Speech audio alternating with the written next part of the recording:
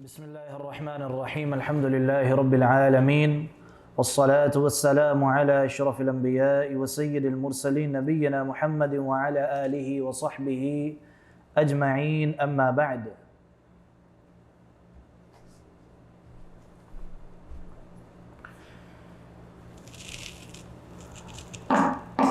آج ہمارا ایک نیا سلسلہ وار درس شروع ہوگا انشاءاللہ اللہ تعالیٰ کی توفیق سے،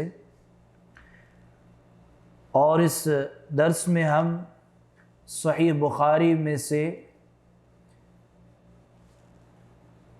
ایک کتاب ہے کتاب الرقاق یا رقائق، جس میں امام بخاری رحمہ اللہ وہ احادیث لے کر آئے ہیں جو دلوں کو نرم کرنے والی، یعنی وہ احادیث جن میں ایسی باتیں بیان کی گئی ہیں جنہیں پڑھ کر ہمارے دل نرم ہو جاتے ہیں۔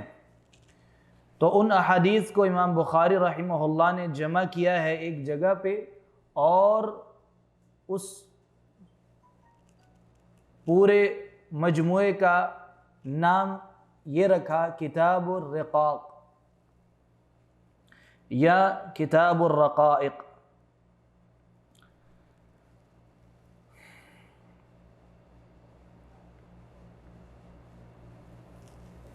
تو آج انشاءاللہ ہم کتاب الرقائق یا رقاق، دونوں لفظ صحیح ہیں، کوئی بھی لفظ پکارا جا سکتا ہے۔ ایک لفظ ہے عربی زبان کا رقہ، رقہ کا معنی ہوتا ہے نرمی، اور ایک لفظ ہے عربی میں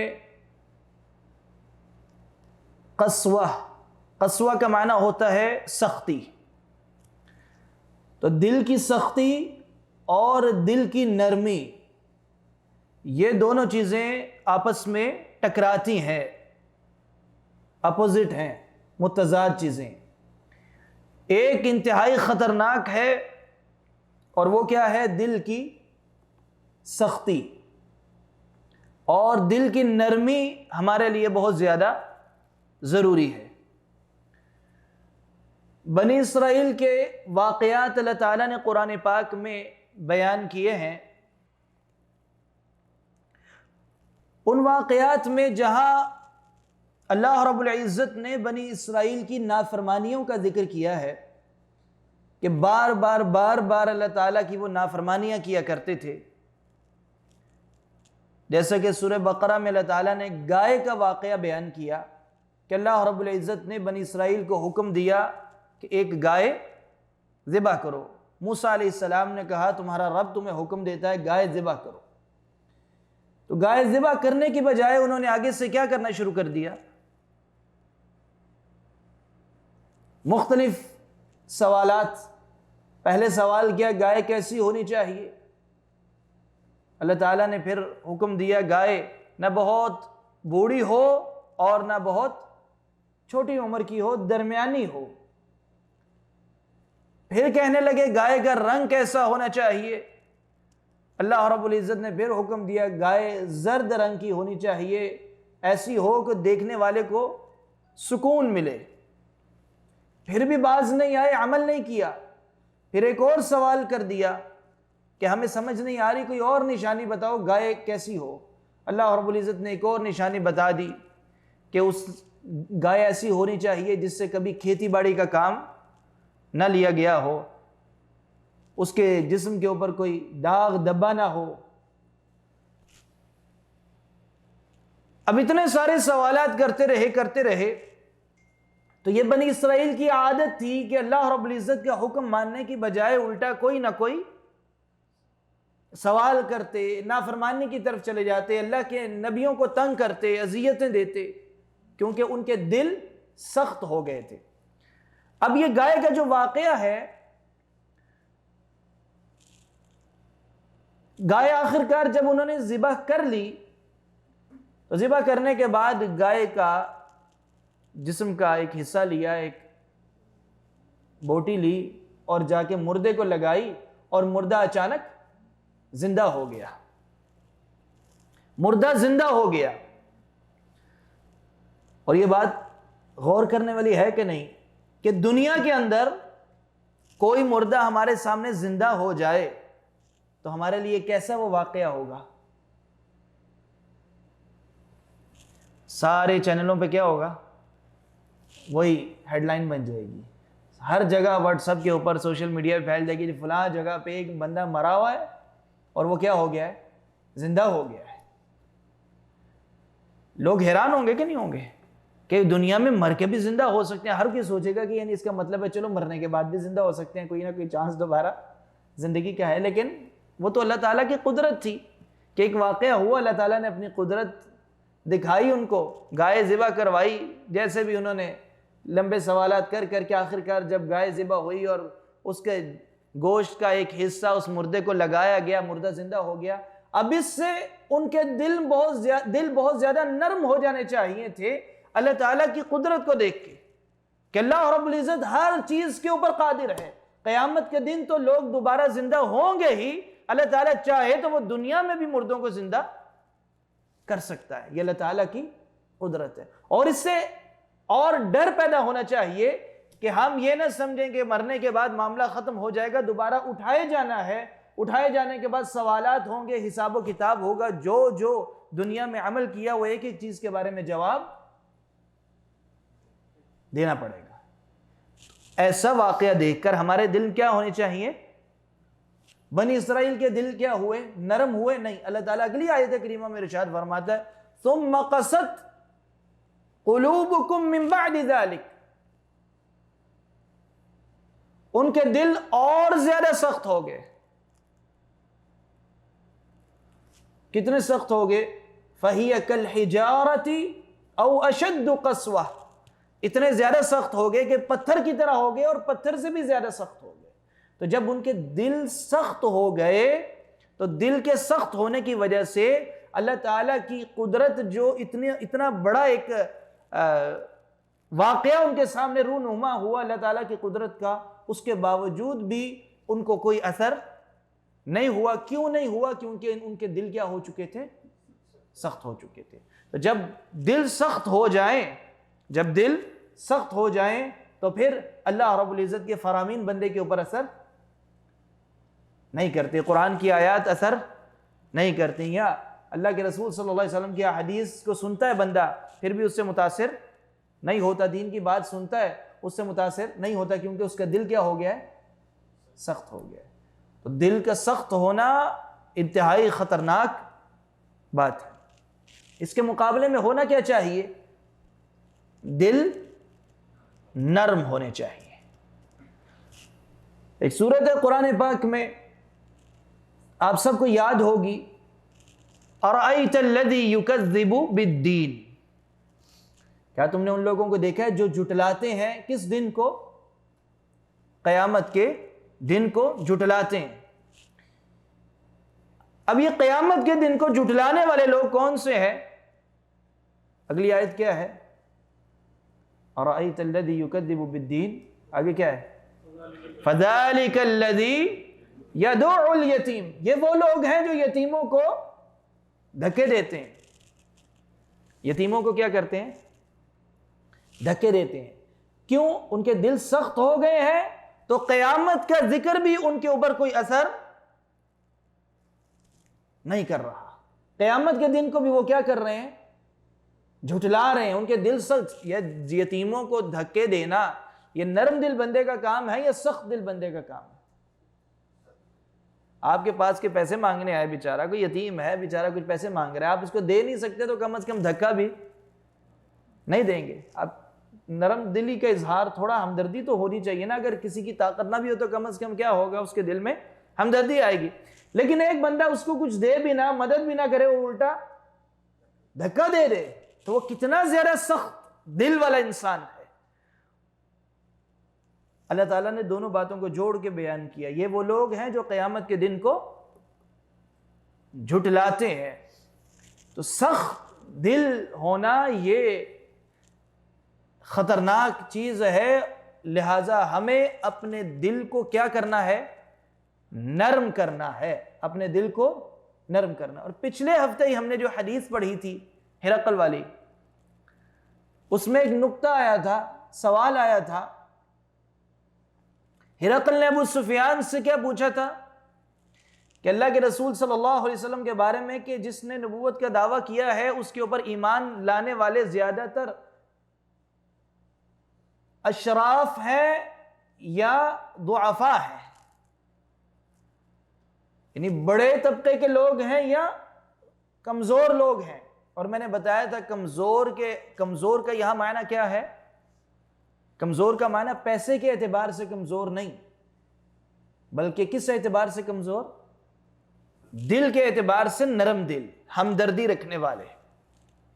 کیونکہ پیسوں کے اعتبار سے تو حضرت خدیجہ رضی اللہ عنہا جو پہلی عورت تھی اسلام میں داخل ہونے والی، وہ کوئی غریب تو نہیں تھی پیسوں کے اعتبار سے، وہ کیا تھی؟ امیر تھی نا۔ لیکن یہ شروعات والے لوگ کیا تھے؟ نرم دل تھے، اس لیے انہیں کیا کہا گیا ہے؟ ضعفاء، یعنی تکبر اور غرور کرنے والے نہیں تھے۔ تو جو جتنا نرم دل ہوتا ہے اتنا زیادہ اللہ رب العزت کے احکامات کے قریب آتا ہے، جلدی قبول کرتا ہے، اس کے دل میں اللہ اور اس کے رسول کی بات جلد داخل ہوتی ہے اور وہ عمل کی طرف بڑھتا ہے۔ اس کے سامنے اللہ تعالیٰ کے عذاب کی آیتیں ہیں تو وہ ڈر جاتا ہے، قیامت کا ذکر ہو تو وہ ڈر جاتا ہے۔ تو ہمیں اپنے دل کو نرم کرنے کی طرف لے کر جانا ہے، اور اسی کے لیے یہ احادیث امام بخاری رحمہ اللہ نے باقاعدہ الگ جمع کی ہیں کہ وہ احادیث جو دلوں کو کیا کر دیتی ہیں؟ نرم کر دیتی ہیں۔ تو ایک ایک حدیث مبارکہ کے اوپر ہم نے غور و فکر کرنا ہے تاکہ ہمارے دلوں کے اندر نرمی پیدا ہو اور سختی دور ہوتی رہے، اور ہماری طبیعت کے اندر، ہمارے سوچنے کے انداز میں فرق آئے۔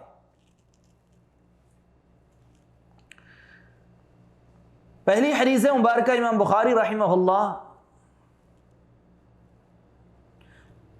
جو اس کتاب میں لے کر آئے ہیں، کتاب الرقاق میں، قال حدثنا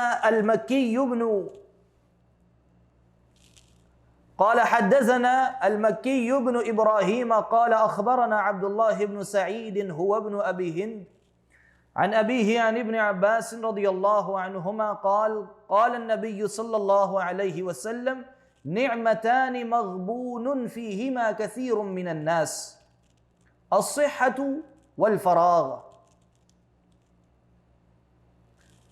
پہلی حدیث مبارکہ ہے۔ ہر حدیث جب بھی ہم پڑھیں گے پہلے اس کی سند آئے گی اور اس کے بعد اس کا متن آئے گا۔ سند اور متن میں کیا فرق ہے؟ سند کسے کہتے ہیں؟ سند کوئی بھی اللہ کے رسول صلی اللہ علیہ وسلم کی بات جو ہے وہ ہم نے ڈائریکٹ سنی نہیں سنی، ایک آدمیوں کا سلسلہ ہوتا ہے جس سے ہوتی بات ہم تک پہنچی، بلکہ ڈائریکٹ ہم تک بھی نہیں پہنچی، امام بخاری تک پہنچی۔ اور امام بخاری رحمہ اللہ نے وہ پورا جو سلسلہ ہے آدمیوں کا وہ بھی یہاں ذکر کر دیا، اور جو اصل بات ہے وہ بھی یہاں ذکر کر دی۔ تو وہ جو اصل بات ہے بتانے والی اسے متن کہا جاتا ہے، اور جو آدمیوں کا، راویوں کا سلسلہ ہوتا ہے، جو پوری چین ہوتی ہے جس سے ہوتی ہوئی بات امام بخاری تک پہنچتی ہے، تو اس چین کو، ان راویوں کے سلسلے کو کیا کہتے ہیں؟ سند۔ تو ہر حدیث کی سند ہوتی ہے، اور اس سند سے ہوتی ہوئی بات آخر میں آتی ہے جو اصل بتانا مقصد ہوتا ہے۔ عبداللہ ابن عباس رضی اللہ عنہما فرماتے ہیں قال النبی صلی اللہ علیہ وسلم، اللہ کے رسول صلی اللہ علیہ وسلم نے فرمایا نعمتان مغبون فیہما کثیر من الناس، دو نعمتیں ایسی ہیں کہ جن کو اکثر لوگ ضائع کر دیتے ہیں، ان کی قدر نہیں کرتے، ان کی حفاظت نہیں کرتے۔ دو نعمتیں ایسی ہیں جنہیں اکثر لوگ پہچانتے نہیں، ان کی قدر نہیں کرتے، ان کی ویلیو نہیں سمجھتے. اور وہ کون سی دو چیزیں ہیں؟ فرمایا الصحت والفراغ. ایک صحت اور دوسری نعمت فراغ، فارغ وقت ملنا، فرصت. اب یہ دو چیزیں جو ہے کیا واقعی نعمتیں ہیں؟ اس کے اوپر غور کرتے ہیں. صحت اور فراغ. صحت کتنی اہم ہے ہمارے لیے؟ صحت کتنی ضروری ہے؟ ضروری ہے.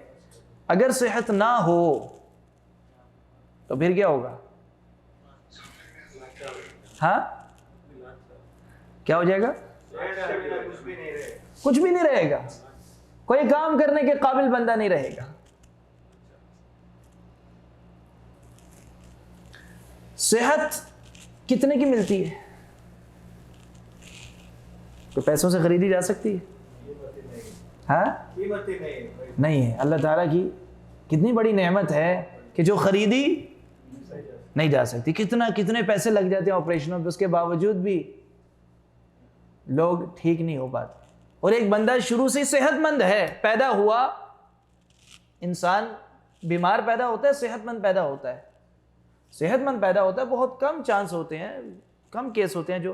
اب صحت مند پیدا ہوئے ہم، اس کے بعد جا کے جب بیماری آتی ہے، کسی کو لگتی ہے، تو کتنی مشکل پیش آتی ہے، کتنی مشکل پیش آتی ہے. کوئی ایک جسم کا حصہ خراب ہو جائے تو زندگی گزارنا مشکل ہو جاتا ہے. کوئی ایک جسم کا حصہ، یہ ایک دانت ہے، چھوٹا سا ہوتا ہے نا دانت، اس میں اگر تکلیف ہو، کیسی تکلیف ہوتی ہے. بڑا ہٹا کٹا نوجوان بندہ ہو، بڑا باڈی بلڈر ہو، بڑا طاقتور ہو، اور ایک دانت کی درد ہو رہی ہو تو برداشت کر پاتا بندہ؟ کر پاتا ہے نہیں. بڑے بڑے بندے رونے لگ جاتے ہیں، ایسی خطرناک درد ہوتی ہے دانت کی. جسم کا ایک ایک حصہ اللہ تعالیٰ نے جو دیا ہے، کتنی بڑی اللہ رب العزت کی نعمت ہے. اور پھر سارے کے سارا جسم تندرست ہو، صحت مند ہو، تو اللہ رب العزت کی بہت بڑی نعمت ہے. اور قیامت کے دن اللہ رب العزت ایک ایک نعمت کے بارے میں پوچھے گا، ایک ایک نعمت کے بارے میں ہم سے سوال ہوگا. بلکہ ہمارے ہاتھ بول کے بتائیں گے، ہماری زبان بول کے بتائے گی، ہمارے پیر بول کے بتائیں گے، گواہی دیں گے کہ یا اللہ، ہاتھ کہیں گے یا اللہ اس نے مجھے اس راستے پہ استعمال کیا، پیر کہیں گے یا اللہ اس بندے نے مجھے اس راستے پہ استعمال کیا. ہمارے جسم کا ایک ایک حصہ بول کے بتائے گا. پھر اللہ رب العزت نے قرآن پاک میں سورۃ التکاثر کی آخری آیت کریمہ میں ارشاد فرمایا ثم لتسألن یومئذ عن النعیم. یہ آیت آتی ہے کہ نہیں آتی؟ سب کو یاد ہے؟ الہاکم التکاثر حتی زرتم المقابر کلا سوف تعلمون ثم کلا سوف تعلمون. آگے کیا ہے؟ کلا لو تعلمون علم الیقین لترون الجحیم ثم لترونها عین الیقین ثم لتسألن یومئذ عن النعیم. آخر میں کیا ہوگا؟ پہلے قبر کیا حالت بیان کی، قبر میں جاؤ گے، پھر جب قیامت آئے گی اپنی آنکھوں سے دیکھو گے، آگ کو بھی دیکھو گے. ثم لتسألن یومئذ، اس دن تم سے ضرور سوال کیے جائیں گے عن النعیم.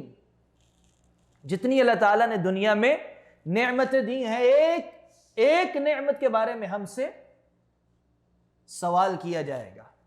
اب یہ دو نعمتیں ذرا غور کریں، ایک صحت اور دوسری فراغ. یہ دو نعمتیں ایسی ہیں کہ ان کی ہم قدر نہیں کرتے. اس کا کیا مطلب ہے؟ دنیاوی اعتبار سے تو بڑی حفاظت کرتے ہیں لوگ کہ زیادہ سے زیادہ محنت کرو، زیادہ سے زیادہ آگے نکلو، پڑھائی کرو، ایسی ڈگری بڑی سے بڑی لو، بڑی سے بڑی جاب کرو، ایکسٹرا رات کو اوور ٹائم بھی لگاؤ. ٹائم تو ضائع نہیں کر رہے نا، کیا کر رہے ہیں؟ اوور ٹائم لگاؤ، جاب بھی کرو، اور بزنس کر لو، دوسرا کر لو، تیسرا کر لو، چوتھا کر لو. صحت اللہ نے دی ہے اور وقت بھی زیادہ سے زیادہ استعمال کر رہے ہیں. کیا یہ صحیح استعمال ہو رہا ہے وقت کا؟ یہاں جو بیان کیا گیا ہے ان دو نعمتوں کی لوگ قدر نہیں کرتے، تو اس کا مطلب یہ ہے کہ ان دو نعمتوں کا استعمال آخرت کو سامنے رکھ کر نہیں کرتے۔ مثال کے طور پہ کتنے لوگ ایسے ہیں جن کے پاس صحت ہے، وقت بھی ہے، اور ان کے پاس مال بھی ہے، حج نہیں کیا؟ کتنے لوگ ایسے ہوں گے؟ بے شمار لوگ ایسے ملیں گے آپ کو۔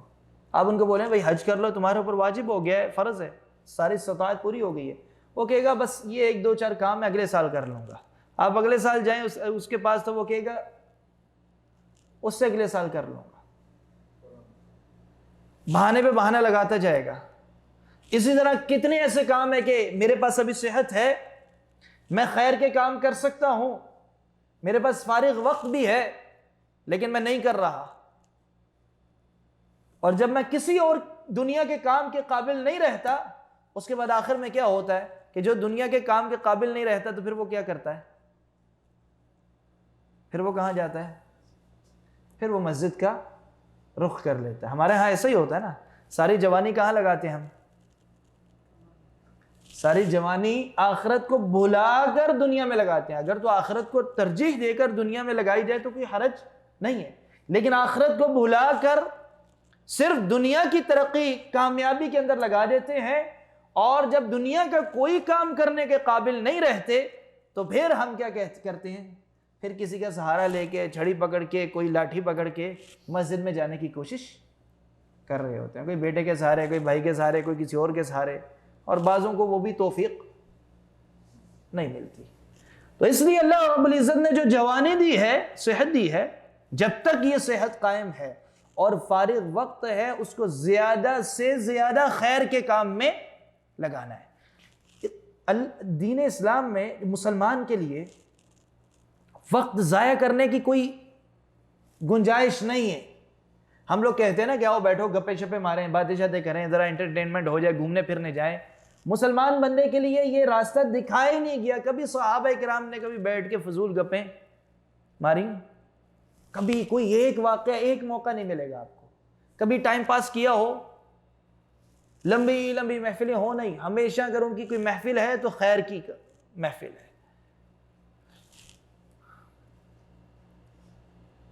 صبح شام کے اذکار ہیں، کتنے لمبے ہیں؟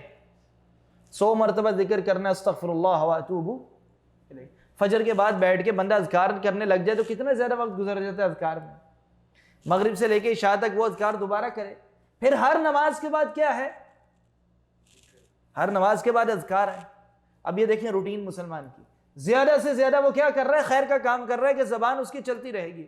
پھر دن کے اذکار الگ ہیں، رات کے اذکار الگ ہیں، پھر قرآن پڑھنا بھی ہے، پھر دین کا علم حاصل کرنا، وہ آگے پہنچانا بھی ہے۔ یہ سارے خیر کے کام اللہ کے رسول صلی اللہ علیہ وسلم نے بہت زیادہ کیے، صحابہ نے کیے۔ ان کے پاس فارغ وقت نہیں تھا گپے مارنے کا، فضول ٹائم ضائع کرنے کا، ادھر ادھر گھومنے کا۔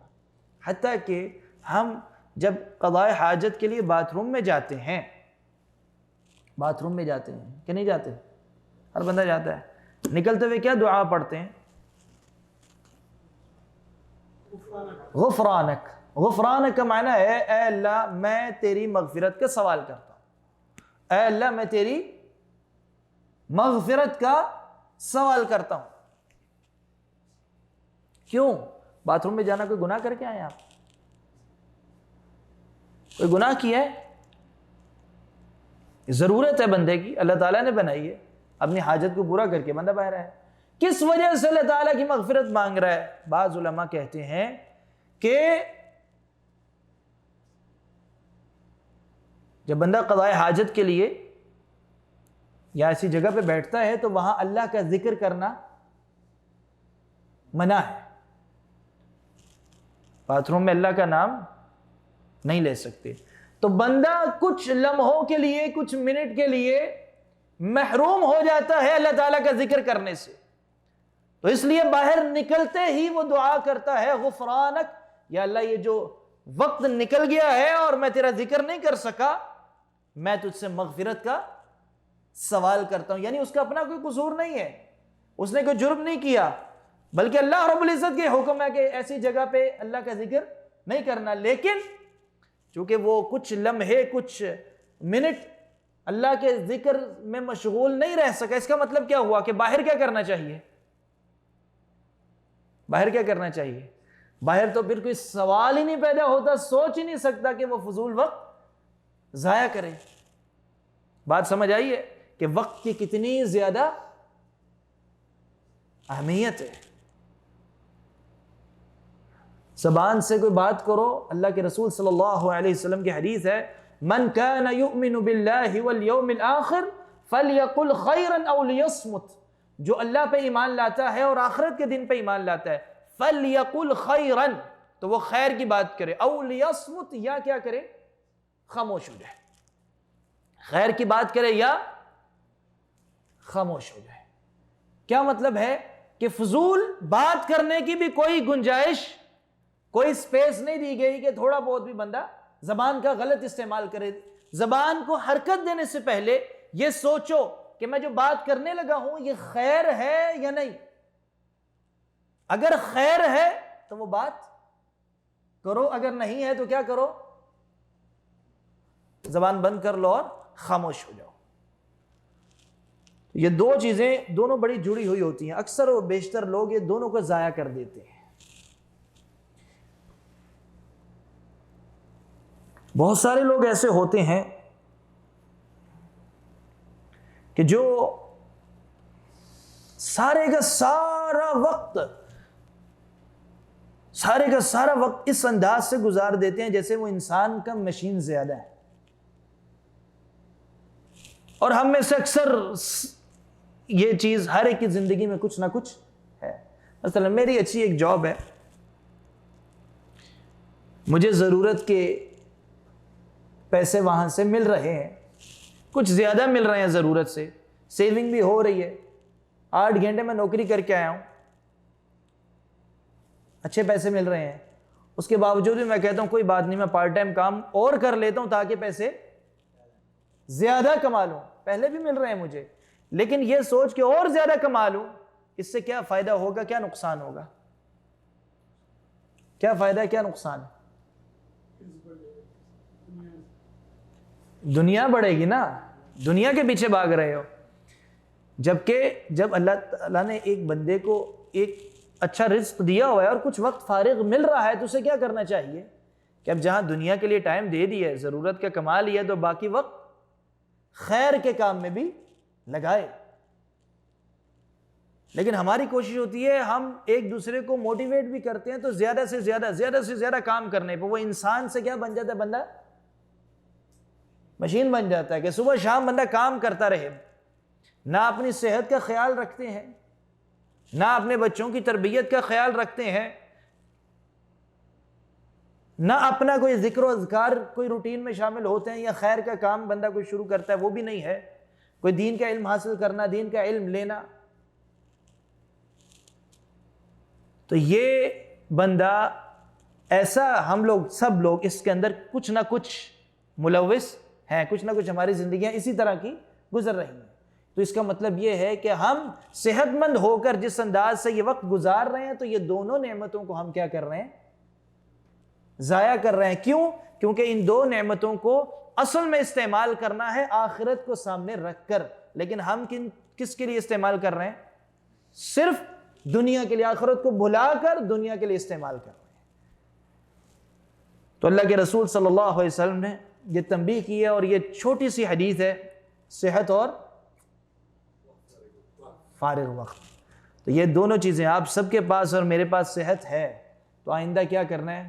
یہ صحت ہوتے ہوئے فارغ وقت، یہ دونوں چیزیں ضائع نہیں کرنی، یہ دو چیزیں ضائع نہیں۔ کوئی ایسا بندہ، اب ہم لوگ کیا ہوتا ہے، بیٹھتے ہیں کسی موضوع پہ ڈسکشن کرنے کے لیے، کوئی سیاست کے اوپر بیٹھ جاتے ہیں بات کرنے کے لیے، سیاست کے اوپر بات کرتے ہیں کہ نہیں کرتے ہیں؟ حرام نہیں ہے سیاست پہ بات کرنا، ضرورت کی حد تک کوئی بندہ انفارمیشن لیتا ہے دیتا ہے ضروری تو ٹھیک ہے، لیکن ہم لوگ سیاست پہ شروع ہوتے ہیں بات کرنا، کرتے جاتے ہیں، 2-3 گھنٹے گزر جاتے ہیں۔ بعض اوقات کچھ لوگوں کو دوسروں کو ڈسکس کرنے کی عادت بھی ہے، دوسروں کو کیا کرنا؟ ڈسکس کرنے کی عادت ہے کہ فلاں بندہ ہے اس کا بہت بڑا کاروبار ہے، فلاں بندہ ہے اس نے بہت زیادہ پیسہ کمایا ہے، جس کا میرے سے کوئی تعلق نہیں، نہ اس نے مجھے پیسے دینے ہیں نہ میرے سے لینے ہیں، میرا اس کی زندگی سے کوئی تعلق نہیں ہے۔ لیکن ہم لوگ ایسی چیزوں کو ڈسکس کر کے اپنا وقت ضائع کرتے ہیں کہ نہیں کرتے؟ تو یہ اپنے وقت کی کیا کرنی ہے؟ حفاظت کرنی ہے۔ کیوں؟ کیونکہ موت کب آنی ہے ہمیں؟ کبھی بھی آ سکتی ہے، موت کبھی بھی آ سکتی ہے۔ تو اللہ رب العزت نے کتنا وقت ہمیں دیا ہے، جتنا بھی دیا ہے یہ اللہ تعالیٰ کی طرف سے بہت بڑی نعمت ہے۔ کسی بھی وقت ہمارا فیوز اڑ سکتا ہے، ایسا ہی ہے نا، مطلب جیسے بلب کا فیوز اڑتا ہے، بندہ بھی تو ایسے ہی ہے، چلتے چلتے بندہ گر جاتا ہے، اچانک جھٹکا لگتا ہے، ہارٹ اٹیک ہوتا ہے، ایک لمحے کے اندر ہی بندہ پورا ہو جاتا ہے۔ تو یہ دو چیزوں کا خیال رکھنا ہے، اور اپنے وقت کو زیادہ سے زیادہ کس کام میں لگانا ہے؟ خیر کے کام میں لگائیں۔ اس سے پہلے کہ آپ لوگ بوڑھے ہوں اور گھٹنوں میں درد نکلے، چلنے کے قابل بندہ نہ رہے، آنکھیں نظریں کمزور ہو جائیں، دیکھنے کے قابل نہ رہے، بولنا مشکل ہو جائے، سننا مشکل ہو جائے، اللہ تعالیٰ نے ایک ایک جسم کا حصہ جب صحت مند اور تندرستی والا دیا ہوا ہے تو زیادہ سے زیادہ اس کو خیر کے کاموں میں استعمال کریں۔ تو یہ ہے پہلی حدیث۔ آگے چلتے ہیں۔ قال حدثنا محمد بن بشار قال حدثنا غندر قال حدثنا شعبة عن معاوية بن قرة عن أنس عن النبي صلى الله عليه وسلم قال اللهم لا عيش إلا عيش الآخرة فأصلح الأنصار والمهاجرة۔ ایک روایت ہے بڑی خوبصورت، انس بن مالک رضی اللہ عنہ فرماتے ہیں اللہ کے نبی صلی اللہ علیہ وسلم نے فرمایا، غزوہ خندق کے موقع پہ جب آپ صلی اللہ علیہ وسلم مٹی اٹھا رہے تھے، خندق کسے کہتے ہیں؟ خندق کسے کہتے ہیں؟ ہاں، ٹنل، نیچے کھدائی کر کے ایک سرنگ بنانا۔ اور کیوں کھودی تھی غزوہ خندق پہ؟ خندق کفار حملہ کرنے آ رہے تھے، سلمان فارسی رضی اللہ عنہ کے مشورے پہ آپ صلی اللہ علیہ وسلم نے انہیں روکنے کے لیے کیا کیا؟ مدینہ کی پورے ایک سائیڈ پہ ان کے درمیان راستے میں رکاوٹ پیدا کرنے کے لیے خندق کھودی۔ جب آگے آئیں گے تو نیچے اتر کے پھر اوپر آنا پڑے گا، تو وہ ہمارے اوپر حملہ نہیں کر سکیں گے۔ اس دوران جب وہ اٹھا رہے تھے، مٹی اٹھا رہے تھے، تو آپ صلی اللہ علیہ وسلم نے دعا کی، اللہم لا عیش الا عیش الآخرہ، اے اللہ آخرت کی زندگی کے سوا کوئی زندگی نہیں ہے۔ یعنی یہ جو دنیا کی زندگی ہے مختصر سی زندگی، حقیقی زندگی نہیں ہے، یہ امتحان کی جگہ ہے۔ صحابہ کرام جو تھے، جو اللہ کے رسول صلی اللہ علیہ وسلم کے ساتھ مٹی اٹھا رہے تھے، وہ دو قسم کے لوگ تھے، ایک انصار تھے اور دوسرے کون سے تھے؟ مہاجرین۔ مہاجرین وہ تھے جو اپنا گھر بار ہر چیز کی قربانی دے کے ہجرت کر کے مدینہ آئے، اور انصار وہ تھے جنہوں نے ان کو لیا، اپنے ساتھ رکھا، اپنے ساتھ ہر چیز ان کے ساتھ شیئر کی، ان کی مدد کی، اور دین کے لیے دونوں بھرا کے قربانیاں دینے لگ گئے۔ غزوہ بدر میں، غزوہ احد میں، ہر غزوے میں قربانیاں دی۔ اب غزوہ خندق میں خندق کھود رہے ہیں، ساری زندگیاں لگا دی انہوں نے محنت کر کے آخر کار پھر بھی دنیا میں سکون اور اطمینان سے کوئی لگژری لائف ان کو نہیں ملی۔ کسی ایک صحابی کو بھی ملی؟ یعنی اتنے سالوں تک غزوہ لڑنے کے بعد آخر میں بھی کیا کر رہے ہیں؟ خندق کھود رہے ہیں۔ ہماری طرح کا لائف سٹائل کی فکر انہوں نے نہیں کی۔ ہر قسم کا آدمی اللہ کے رسول صلی اللہ علیہ وسلم کے ساتھ، کوئی بڑا ہے، چھوٹا ہے، امیر ہے، غریب ہے، ہر قسم کا بندہ آپ صلی اللہ علیہ وسلم کے ساتھ غزوہ خندق میں خندق کھود رہا تھا۔ اس دوران اللہ کے رسول نے کیا دعا کی؟ اللہم لا عیش الا عیش الآخرہ، اے اللہ حقیقی زندگی کون سی زندگی ہے؟ آخرت کی زندگی ہی زندگی ہے، اس کے علاوہ کوئی اور زندگی نہیں ہے، جس کے اندر کیا ہوگا؟ سکون ہوگا، اطمینان ہوگا، کوئی تکلیف نہیں آئے گی۔ کتنی دیر کی زندگی ہوگی؟ کتنی دیر کی زندگی ہوگی؟ بولیں ہمیشہ کے لیے. اب جب ہم یہ بولتے ہیں نا ہمیشہ ہمیشہ کے لیے, اس چیز کے اوپر تھوڑا سا غور کرنا چاہیے. آپ لوگ ادھر آئے انڈیا سے, پاکستان سے کمانے کے لیے. جب لوگ آتے ہیں ان کی سوچ پتہ کیا ہوتی ہے کہ اتنے سال لگائیں گے, اتنی جمع کریں گے, یہ پلان ہے, اس کے بعد واپس. یہ سوچ کے آئے تھے کہ ہمیشہ رہنے کے لیے آئے تھے. کتنی دیر کے لیے آئے تھے؟ ہاں نہیں آئے تو ایک تھوڑے سے ٹائم کے لیے تھے نا. آپ لوگوں نے سوچا کہ اتنا سا ٹائم اگر میں نے باہر لگا لیا, اب ذرا غور سے سننا ہے, آپ لوگوں نے سوچا کہ اگر میں نے اتنا سا ٹائم 2 3 4 سال لگا لیے تو باقی زندگی میری کیا ہو جائے گی؟ اچھی ہو جائے گی. یعنی دنیا میں انسان دنیاوی زندگی کا تھوڑا سا حصہ مشکل میں گزارتا ہے تاکہ اگلا حصہ اس کا فائدہ ہو جائے. جبکہ ایسا ہوتا ہے؟ ہوتا نہیں ہے. ایسا ہوتا نہیں ہے. اور یہ جو دنیا کی زندگی اگر وہ 4 سال 5 سال 6 سال گزارتا بھی ہے مشکل, تو جو اگلی زندگی بہتر بنانا بھی چاہتا ہے وہ کتنی لمبی ہے؟ آپ نے 10 سال لگا لی ہے, آگے سکون ملے اگر بالفرض آپ کی اچیومنٹ ہو بھی جائے جو ٹارگٹ تھے, تو اگلی زندگی کتنی زیادہ ہوگی جو بڑی پرسکون ہو جائے گی. اگر آپ نے واقعی بہت ریال کما بھی لیے, واپس چلے گی بے کما کے بڑی جائیداد پراپرٹی بنا بھی لی, تو کتنی زندگی ہے جو کتنی لمبی باقی رہ جائے گی؟ کتنی دیر میں آتا ہے بندہ ادھر؟ کتنے سال کا ہوتا ہے جب ادھر آتا ہے؟ 22 23 24 سال کا تو ہوتا ہے کہ نہیں ہوتا؟ 30 سال تک لگا لیں جی, بڑے پیسے کما لیے آپ نے, ملینر بن گئے سارے کم از کم, ٹھیک ہے, اور آپ واپس چلے گئے, باقی کتنی رہ گئی؟ گارنٹی نہیں ہے. باقی کوئی گارنٹی. کتنے لوگوں کی یہاں سے کتنے لوگوں کی لاشیں جاتی ہیں, ایسے ہی ہوتا ہے کہ نہیں ہوتا؟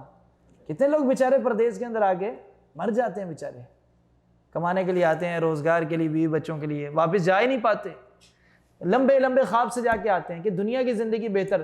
اب سارے خواب جو ہیں وہ دنیا کی زندگی جس کی کوئی حقیقت نہیں ہے, نہ اس کا پتہ ہی نہیں ہے کب ختم ہو جانی ہے. تو اللہ کے رسول نے کیا دعا کی, کوئی زندگی نہیں ہے سوائے کون سی زندگی کے؟ آخرت کی زندگی کے, جو کبھی بھی ختم ہونے والی نہیں ہے. تو ہم ایسے کیوں نہیں کرتے کہ اس دنیا کے اندر اتنی اچھی انویسٹمنٹ کر لیں کہ ساری کی ساری پروفٹ ہمیں کہاں ملے؟ آخرت میں ملے. اور جو نہ ختم ہونے والی زندگی ہے, ہمیشہ ہمیشہ کے لیے چلنے والی زندگی ہے. کیا خیال ہے؟ ہر بندے کی سوچ ہوگی میرے پاس پیسے جمع ہو اور میں کچھ نہ کچھ انویسٹ ایسا کر لوں کہ مجھے ایک ریگولر پروفٹ آتی رہے. کرتے ہیں ایسے کہ نہیں کرتے؟ کون بندہ جو ایسا نہیں سوچتا؟ یہ تو مجھے پتہ ہے سارے سوچتے ہیں, شاید ہی کوئی ہو جو نہ سوچتا. ہر بندہ چاہتا ہے سیلری میں سے کچھ نہ کچھ جمع کروں اور کچھ انویسٹمنٹ وغیرہ کروں گا, کوئی ایسا باقی زندگی تاکہ سکون سے مل جائے. تو بھائی یہ تو جس زندگی کے لیے آپ یہ انویسٹمنٹ اور سکون اور سب کچھ کر رہے ہو وہ تو ہمیشہ رہنی نہیں ہے, پتہ ہی نہیں کب اڑ جانی ہے, جانا تو قبر میں اندر ہی آپ نے. تو کیوں نہ ایسی زندگی کے لیے انویسٹمنٹ کی جائے کہ جس کا پروفٹ, جس کا نفع کب تک چلے گا؟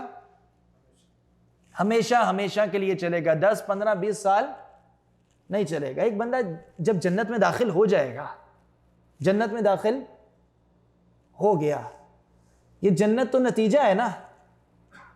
محنت کہاں پہ کرنی ہے؟ محنت کہاں پہ کرنی ہے؟ دنیا میں. یعنی دنیا میں جو بندہ بوئے گا وہ آگے جا کے کاٹے گا. تو دنیا میں انویسٹمنٹ کیا کرنی ہے؟ کتنی انویسٹمنٹ ہونی چاہیے جنت کے لیے؟ کم از کم ایک پلاٹ لینے کے لیے کتنی ہونی چاہیے؟ ہاں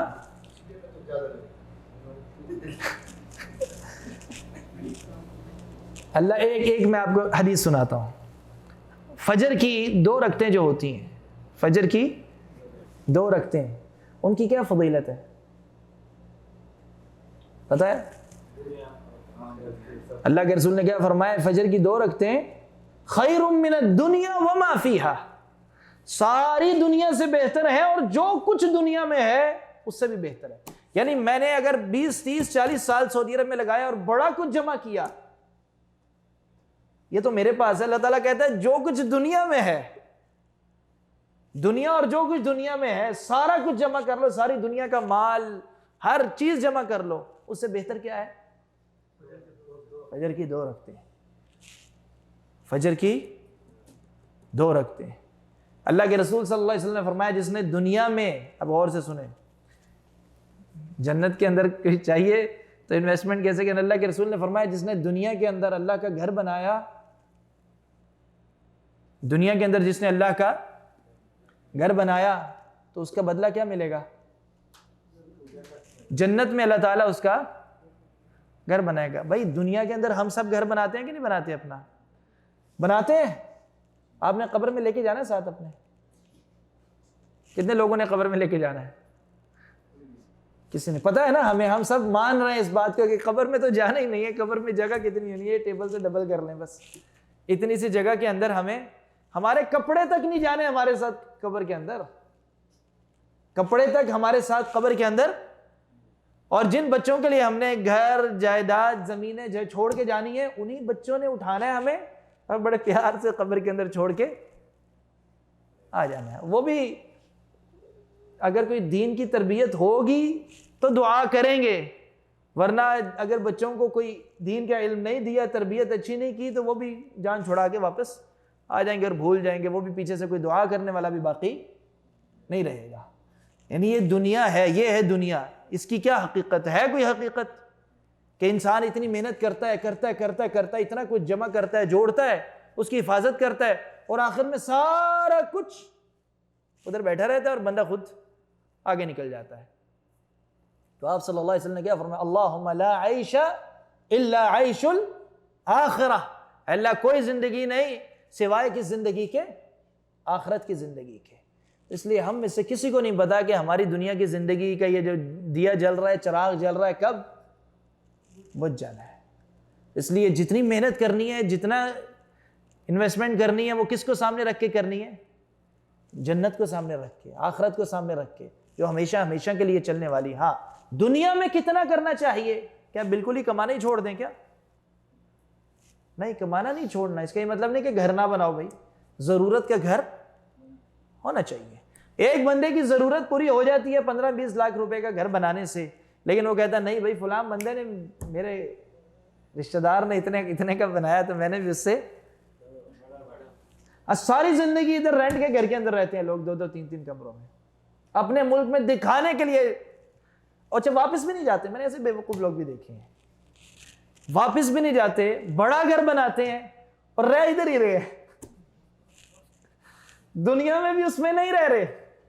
اور یہ بے وقوفی ہم سب کرتے ہیں، تھوڑی کچھ زیادہ کرتے ہیں اور کچھ کم کرتے ہیں، لیکن کرتے سارے کرتے ہیں کہ نہیں کرتے؟ چلو ایک بندے نے رینٹ پہ چڑھانے کے لیے بنایا، جو کچھ نہ کچھ ریٹرن آ گیا، کچھ لوگ خالی گھر پڑے ہوئے ہیں، ان کے کبوتر انڈے دے رہے ہیں اس کے اندر۔ کس کام کے لیے بنایا گھر بھائی آپ نے وہ؟ اور ادھر کہاں رہ رہے ہیں؟ رینٹ پہ رہ رہے ہیں۔ تو وہ کس بات کی، کیا دکھانا کیا جا رہا ہے بندہ؟ کیا زندگی ہے بندے کی؟ یعنی انسان کتنا بے وقوف ہے کہ اپنے آپ کو ہی دھوکا، ادھر گزارا کر رہا ہے، ادھر آدھے سے زیادہ جدہ گرا ہے تو اٹھایا، پھر بھی جا کے دوسری جگہ رہ رہا ہے، رینٹ پہ ہی رہ رہا ہے۔ لیکن اپنے ملکوں کے اندر زیادہ سے زیادہ بڑے سے بڑا گھر ہونا چاہیے، زیادہ سے زیادہ پیسہ لگاتے ہیں، ادھر اپنے آپ کو بھوکا رکھ کے وہاں پہ زیادہ سے زیادہ لگاتے ہیں، جبکہ وہ دنیا میں بھی فائدہ نہیں اٹھا رہے، صرف اس کس کام کے لیے؟ اس کا مطلب یہ ہے کہ ضرورت سے زیادہ بندہ کر رہا ہے اور دکھانے کے لیے کر رہا ہے۔ اور آگے انشاءاللہ آئے گی اسی باب سے اگلی حدیث جو آ رہی ہیں اسی ٹائپ کی آ رہی ہیں کہ لوگ یہ، اور یہ آج کی انسان کی سوچ نہیں ہے، ہمیشہ سے انسان یہی کرتا ہے، اور قرآن پاک میں یہ ساری چیزوں کو کھول کھول کر بیان کیا گیا ہے۔ تو ہماری اصل زندگی، حقیقی زندگی کون سی ہے؟ آخرت کی زندگی ہے۔ آخرت، یہ دنیا کی زندگی صرف ضرورت کی زندگی ہے۔ جیسے ایک مسافر ہے، ضرورت کا سامان لیتا ہے اور راستے میں رکتا ہے، ضرورت کا سامان استعمال کرتا ہے۔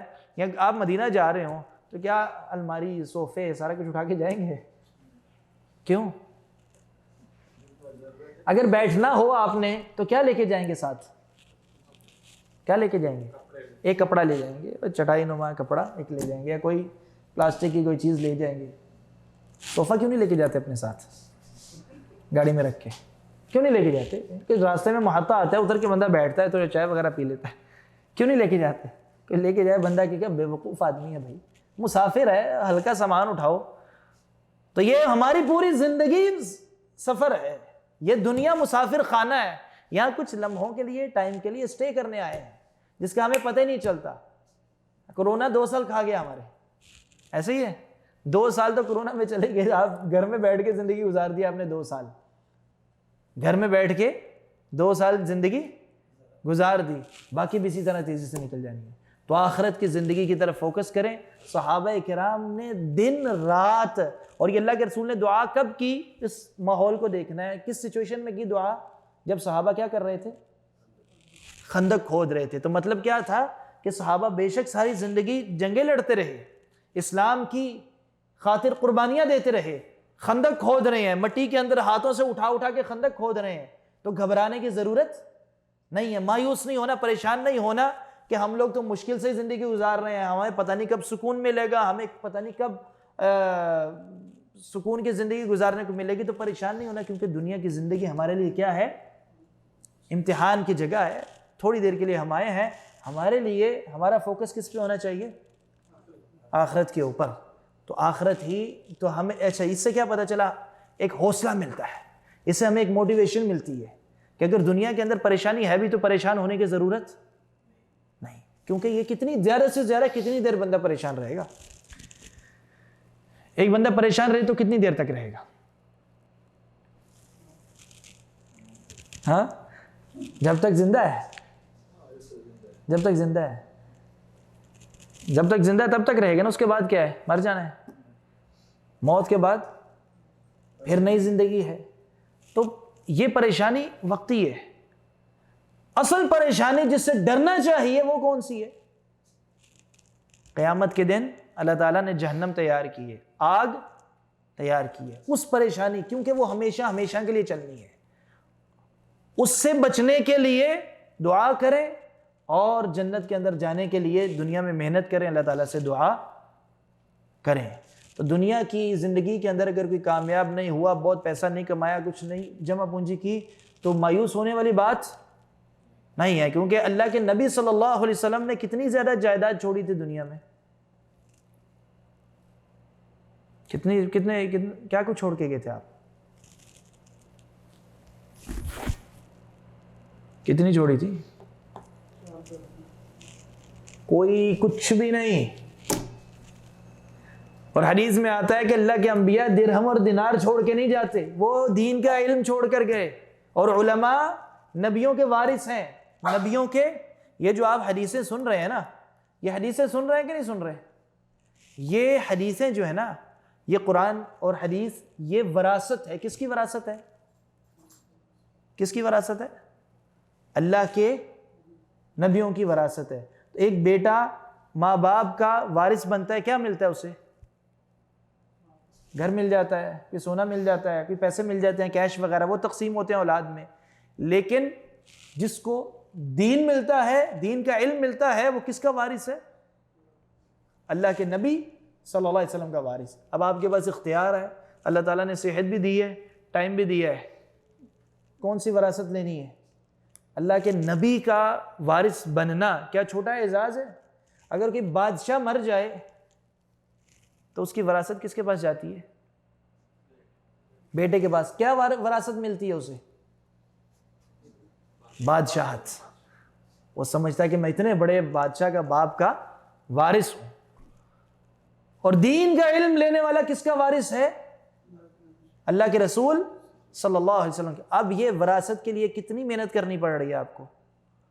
کتنی محنت کرنی پڑ رہی ہے؟ آرام سے بیٹھے ہوئے نا, جتنی لینے چاہیں لے سکتے ہیں نا, اللہ نے صحت دی ہے, وقت دیا ہے, تو جتنا زیادہ اللہ کے نبی کے وارث بن سکتے ہیں اتنا بڑھیں.